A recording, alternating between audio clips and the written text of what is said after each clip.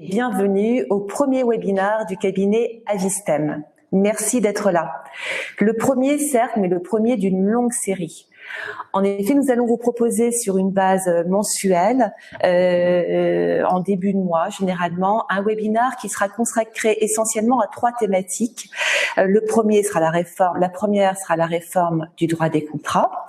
La seconde sera les chamboulements que vive la privacy avec l'entrée en vigueur du règlement européen qui va bouleverser la loi de 78 et qui sera applicable à compter du 25 mai 2018. Et enfin, toutes les problématiques et les questions de cybersécurité.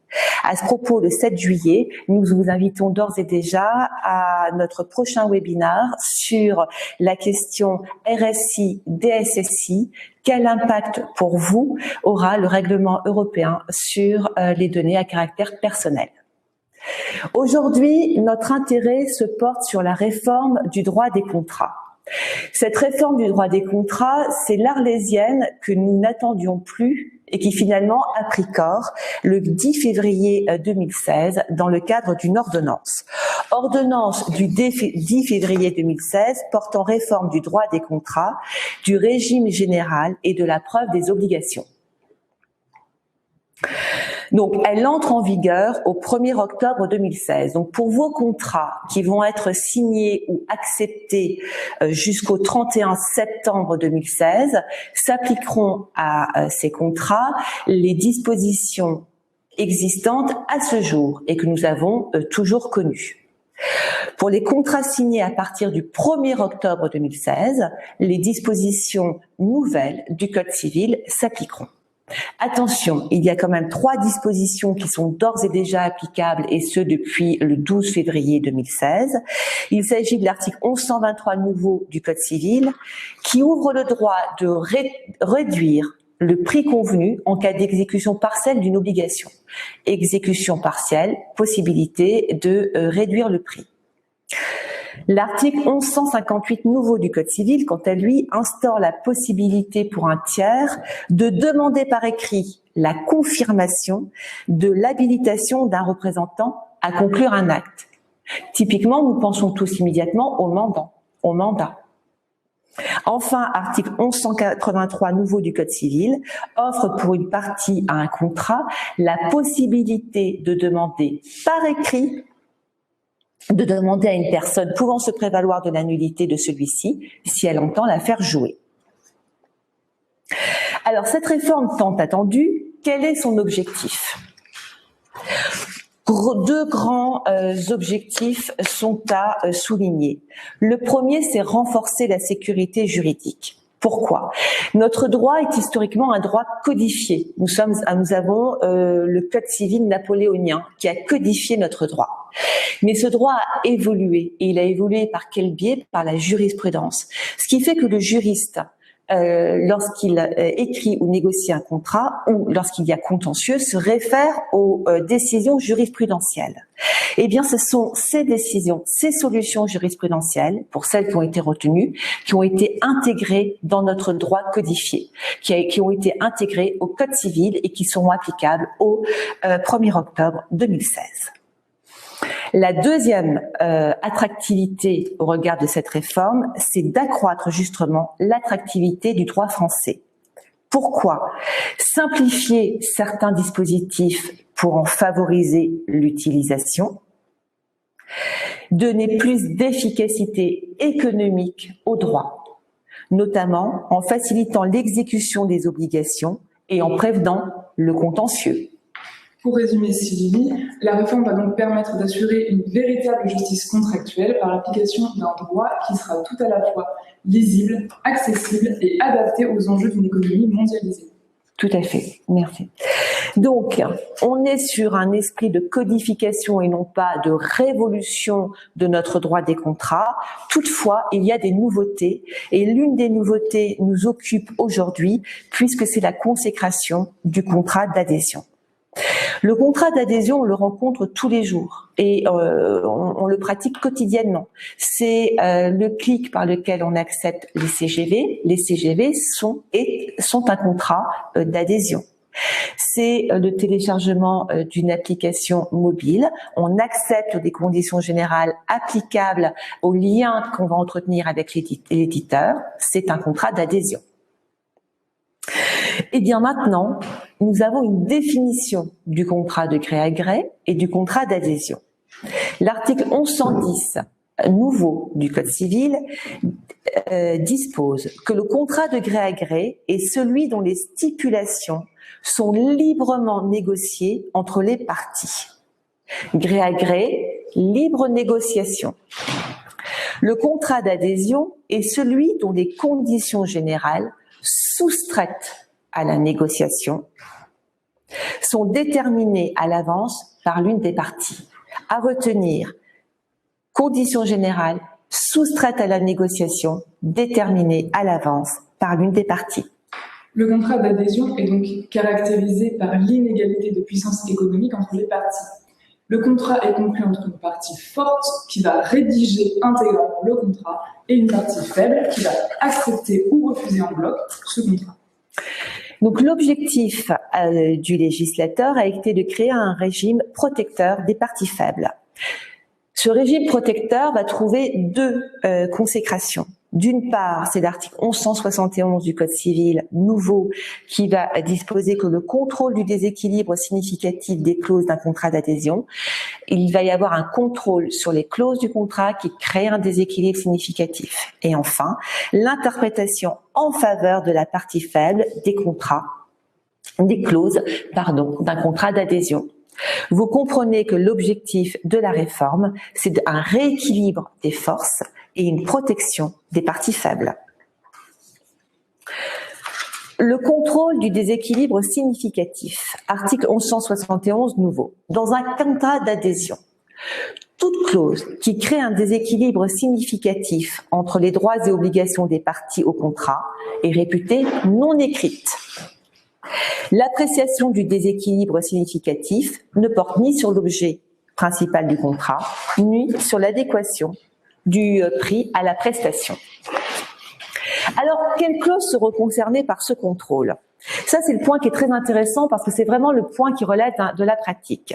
Vous avez un contrat. Vous n'en négociez, alors rien n'est négocié, très bien, c'est nécessairement le contrat d'adhésion. Vous allez en négocier que certaines clauses. Comment va-t-on faire? Contrat d'adhésion, contrat de gré à gré. Deux interprétations vont être possibles. La première, c'est une qualification unitaire, c'est-à-dire que le contrat va être regardé dans son ensemble. Si dans son ensemble, la majorité des clauses n'ont pas été négociées, le contrat, dans son ensemble, relèvera de la catégorie du contrat d'adhésion et emportera les conséquences liées au contrat d'adhésion. Deuxième interprétation possible, c'est la qualification distributive. C'est-à-dire que vont être regardées les clauses qui n'ont pas été négociées et qui relèveront, pour ce qui les concerne, du régime du contrat d'adhésion, et les clauses qui ont été négociées et qui relèveront du régime du contrat de gré à gré. Alors bien évidemment, nous n'avons pas à ce jour de jurisprudence qui nous permet de dire quelle interprétation va être retenue. Notre analyse d'avocate, c'est de dire que nous serons dans une qualification distributive. Le contrôle ne va pas porter sur toutes les clauses du contrat d'adhésion. Il va y avoir un contrôle limité aux clauses accessoires. En effet, sont exclus du contrôle du déséquilibre significatif, l'objet principal du contrat et l'adéquation du prix à la prestation. Sur ces points, il n'y aura pas de contrôle du déséquilibre significatif. Mais alors, qu'est-ce que le contrôle, qu'est-ce que le déséquilibre significatif? Nous devons raisonner ici par analogie. Nous avons trois analogies possibles. La Cour de justice de l'Union européenne, le Code de la consommation et le Code du commerce.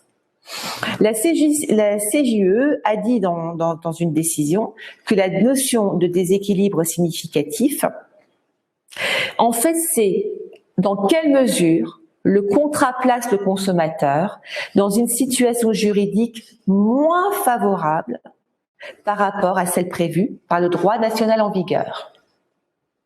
Premier référentiel, Cour de justice de l'Union européenne. Deuxième référentiel, pour fonder notre analyse par analogie, le Code de la consommation, qui s'applique donc aux consommateurs, bien entendu. Le Code de la consommation, que nous dit-il? Article L132.1, bien connu. Il nous dit que sont abusives les clauses qui ont pour objet ou pour effet de créer, au détriment du non-professionnel ou du consommateur, un déséquilibre significatif entre les droits et obligations des parties au contrat. Et l'appréciation de ce déséquilibre significatif va se faire au moment de la conclusion du contrat et va concerner l'ensemble des contrats qui sont juridiquement liés, c'est-à-dire va concerner les contrats liés. Exactement. Donc, que va faire le juge si nous nous mettons en situation à risque? Nous sommes devant le juge. Le juge va se replacer au moment de la conclusion des parties, va apprécier le contexte qui aura prévalu à l'acceptation ou la conclusion de ce contrat, et il va en apprécier les clauses. Et ça, pour le contrat et les contrats liés. Ensuite, deuxième fondement de l'analyse par analogie, le code de commerce. Et ça existe de longue date. Article 446.1.2 du code de commerce, qui dispose qu'il est interdit de soumettre ou de tenter de soumettre un partenaire commercial à des obligations créant un déséquilibre significatif dans les droits et obligations des parties. Il n'y a pas tant dans la jurisprudence d'exemples de déséquilibre significatif. On en prend un. C'est un contrat dans lequel il y avait une renégociation prévue du contrat, mais dans le cas où il y avait une baisse du prix des matières premières. S'il y avait une hausse du prix des matières premières, il n'y avait pas de renégociation du contrat. On voit bien là qu'il y a un déséquilibre dans qui va supporter le risque lié à une variation du prix des matières premières, et c'est ce qui a été retenu par la Cour de cassation, qui a estimé qu'en ce cas, il y avait bien déséquilibre significatif. Le critère déterminant au regard du code de commerce est donc l'existence d'un déséquilibre réellement flagrant en faveur de l'un des deux co-contractants, déséquilibre qui va se caractériser soit par un avantage qui est donné à l'un, soit par un désavantage qui est imposé à l'autre. Dernier point sur les conséquences liées à la qualification de contrat d'adhésion, c'est l'interprétation des clauses peu claires en faveur de la partie faible. La disposition est assez limpide puisqu'il est dit que dans le doute, le contrat de gré à gré s'interprète contre le créancier et en faveur du débiteur, et le contrat d'adhésion contre celui qui l'a proposé. Donc là, il y a un vrai impact pratique dans le sens où nos contrats ne vont plus être écrits avec nos gros claviers en faveur de nous rédacteurs, mais bien dans une logique de transparence et je dirais, clauses non sujettes à interprétation. La seule question qui reste en suspens au regard de cette disposition est l'impact qu'elle aura. En effet, actuellement, des dispositions interprétatives existent dans le Code civil, mais ces dispositions qui guident le juge dans l'interprétation des clauses qui sont peu claires sont seulement facultatives.